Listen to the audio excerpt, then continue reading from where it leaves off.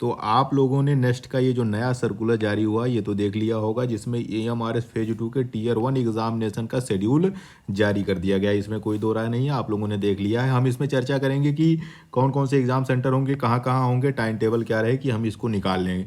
क्योंकि अब 60 दिन मोटा मोटा आपके पास बचा हुआ, इसी में दिवाली है, बाकी सारी चीज़ें, तो 60 दिन के हिसाब से आपको अपना टाइम टेबल बनाना है। ये 60 दिन नहीं है, ये 60 दिन आपकी तकदीर है, आपकी किस्मत है, आपकी दिशा बदलने वाले ये 60 दिन है। अगर इस 60 दिन में आप चूक जाएंगे तो अगला 600 दिन फिर से आपको प्रैक्टिस करनी पड़ेगी, फिर से पढ़ाई करनी पड़ेगी, क्योंकि इतने जल्दी फिर वैकेंसी नहीं आएगी। तो इसी 60 दिन में अपने किस्मत की जो पहली सीढ़ी है, जो टीयर 1 है, उसको आपको निकालना है। तो पहली चीज़ ये है कि जो शेड्यूल जारी हुआ है वो 13 दिसंबर, 14 दिसंबर और 21 दिसंबर का समय नेक्स्ट द्वारा ऑफिशियली जारी कर दिया गया है कि हाँ भाई यही है।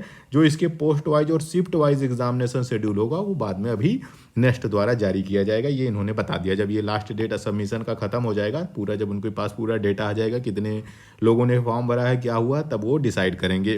दूसरी चीज़ थी, इससे पहले सीटेट वालों ने जो नोटिस जारी किया था उसमें उन्होंने कहा था कि ऑल ओवर इंडिया 83 सेंटर जो है हमने सेलेक्ट किए हैं, इन 83 सेंटर पे एग्जामिनेशन होंगे।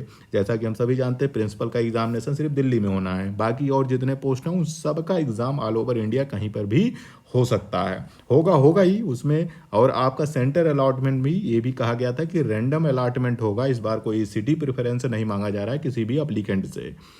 लेकिन इसमें ये घबराने वाली बात नहीं है कि आपको कहीं बहुत दूर भेज देंगे, आपके स्टेट में ही आपको सेंटर मिलने की प्रबल संभावना है, तो आप उस पर घबराइए नहीं। अब हम बात कर लेते हैं कि वो 60 दिन जो हमारे लिए डिसाइडिंग है टीयर 1 को क्लियर करने के लिए, कैसा टाइम टेबल हम बनाएं और किस हिसाब से पढ़ाई करें कि अपना ये सारा चीज़ें हम क्लियर कर लें। तो 60 दिन के हिसाब से हम अपना जो है टाइम टेबल बनाना है। बाकी जो समय आपको अतिरिक्त मिल रहा है 2-4 दिन, वो आपके रिवीजन और प्रैक्टिस के लिए है। जितना रिवीजन हो जाएगा, जितना प्रैक्टिस हो जाएगा, उतना ही गुड आपके लिए रहेगा, आपको उतनी ही सफलता के करीब ले जाएगा। तो हमें पहला चीज़ करना है कि 60 दिन में जितने पार्ट हैं आपका, चाहे हॉस्टल वार्डन हो, टीजीटी हो, पीजीटी हो, किसी भी पोस्ट के लिए बैठे हो, तो जितने पार्ट हैं, जितना सिलेबस हो, उसको 100% हर एक टॉपिक को कंप्लीट करना है। कोई छोड़ नहीं सकते, इसमें कोई स्कोप ही नहीं है कि आप किसी टॉपिक को छोड़ दो, किसी पार्ट को छोड़ दो, ये संभव नहीं है। अगर छोड़ देंगे तो आप भी समझ जाइए कि आप टीयर 1 छोड़ दिए हो।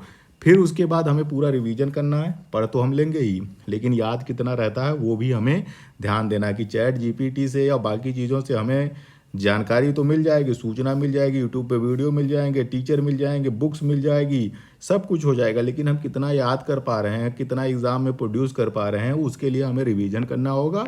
और उससे ज़्यादा कि हम प्रेशर कितना झेल ले रहे हैं एग्जामिनेशन के लिए, उसके हमें प्रैक्टिस करनी पड़ेगी, रियल टाइम प्रैक्टिस करनी पड़ेगी। वो 2 घंटे का बाद गए 100 क्वेश्चन को सॉल्व करने का प्रैक्टिस जो होता है वो हमें करना पड़ेगा। अदरवाइज एग्जामिनेशन में गलतियाँ बहुत होती हैं, प्रेशर में आदमी सही को भी गलत कर देता है, तो ये आपको करना पड़ेगा। अब हम बात करते हैं कि जो हमारा एक दिन का 24 घंटे में हम कैसे कितने घंटे पढ़ें कि हमारा सब कुछ सही रहे। मेरे हिसाब से 8 से 10 घंटे, अभी 8 घंटे से आप शुरुआत करिए, कम से कम आपको पढ़ना पड़ेगा भाई, इसमें कोई दो राय नहीं। अब ये किसी और के चक्कर में मत पढ़ना कि लोग 5 घंटे 4 घंटे पढ़ के भी सिलेक्शन ले लेते हैं। लेकिन जो टीयर 1 पहले फेज 1 का दे रखा हो, जिसने कई सारे केवीएस एनबीएस के एग्जामिनेशन रख रहे हैं, जिसका 1-2 नंबर से चूक गया हो, वो थोड़ा सा भी पढ़ेगा तो उसको पूरा थोड़ी ना पढ़ना, उसको तो रिवीजन करना है। लेकिन जो नए कैंडिडेट्स हैं जिन्होंने नहीं पूरी तैयारी की है, उनको 8 से 10 घंटे भाई पढ़नी पड़ेगी, चाहे अच्छी लगे चाहे बुरी लगे ये बात, 8 घंटे से 10 घंटे पढ़ने पड़ेंगे। अब बचता है अब दूसरा 8 घंटा। इस 24 घंटे को आप 8 घंटे में और 8 घंटे में बांटिए।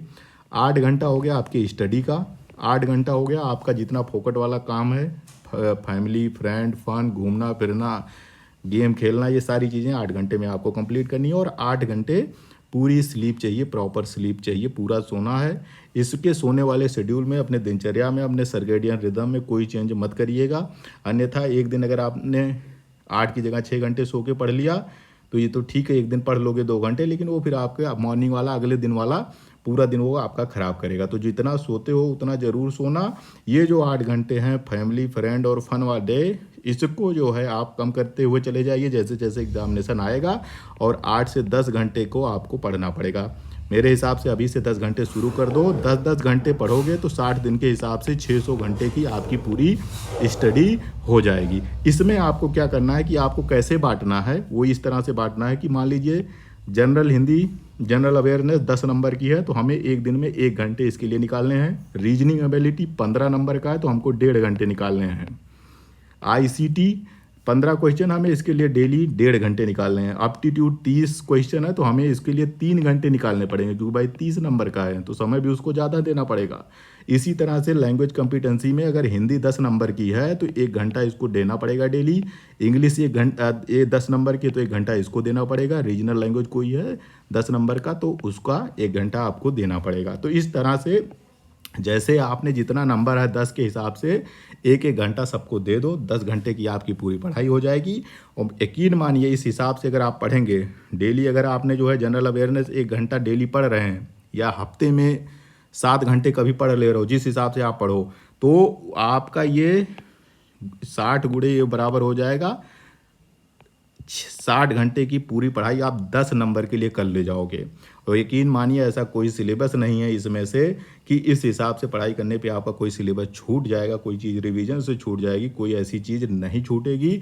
इस हिसाब से आप 10 घंटे को अपना इसी हिसाब से बांट लीजिएगा। भले एक दिन में नहीं पूरा पढ़िएगा तो अगले दिन पढ़ लीजिएगा, दूसरे दिन पढ़ लीजिएगा, लेकिन जो समय है, जो टाइम टेबल है, उसी हिसाब से आप अपना बनाइएगा। मॉर्निंग में ज़्यादा पढ़िएगा, मॉर्निंग में ज़्यादा खींच दीजिएगा, 3 से 4 घंटे खींचिएगा। उसके बाद 3 शिफ्ट आपको बनाना ही बनाना है। यहीं बता देता हूँ, ये जो 10 घंटे पढ़ोगे ना, एक साथ उठा के बैठ के मत पढ़ जाना कि पूरा घंटा पढ़ ही रहे हो। मॉर्निंग में जितने बजे उठते हो उतने बजे उठना, 8 बजे उठते हो 8 बजे उठना, 7 बजे उठते हो 7 बजे उठना, उससे पहले उठते हो तो उठ जाना। 3 से 4 घंटे मॉर्निंग में पढ़ लेना, और वो चीज़ पढ़ना जो आपको जो है अच्छे से जो है पढ़ना है, जिसको समझना है। उसके बाद दोपहर खाना खाइएगा, सोइएगा, थोड़ा बहुत लेटिएगा। उसके बाद शाम के समय 3 घंटे पढ़ लीजिएगा। उसके बाद जो है फिर खाना वाना खाइएगा, और 2 घंटे के आसपास आप जो है सोने से पहले पढ़ लीजिएगा, रिवीजन कर लीजिएगा। जो भी आपका सबसे मतलब जो ऐसा सब्जेक्ट हो जिसमें ज़्यादा समझने की ज़रूरत नहीं हो, उसको पढ़ लीजिएगा। तो इस हिसाब से अगर आप पढ़ाई करोगे तो आपका सिलेक्शन निश्चित रूप से टियर 1 में हो जाएगा। ये 60 दिन आपके लिए आपकी किस्मत बदलने वाले 60 दिन है। मैं अभी भी बता रहा हूँ कि इस 60 दिन में अगर आपने गलती कर दी, चूक गए आप इस बार, तो फेज 3 कब आएगा वो भूल जाओ कि कब आएगा। लगभग आप 600 दिन पीछे चले जाओगे, फिर 600 दिन फिर पढ़ाई करोगे, लोगों के ताने सुनोगे, लोगों की बातें सुनोगे। उससे अच्छा ये है कि ये 60 दिन ज़्यादा फोकस सेल्फ स्टडी पे करिए। कोचिंग वोचिंग करते हो ठीक है, बहुत ज़्यादा किसी और पे डिपेंड मत होइएगा, किसी और चीज़ पे मत जाइएगा। सेल्फ स्टडी पे ज़्यादा फोकस करिए, यही आपको सफलता दिखाएगी, यही आपको जो है टियर 1 को क्लियर कराएगी, और फिर आपको अगले टियर 2 में आपको जो है सफलतापूर्वक प्रवेश करवाएगी। तो आप अपनी तैयारी शुरू कर दीजिए, इसमें अब समय गंवाइए मत।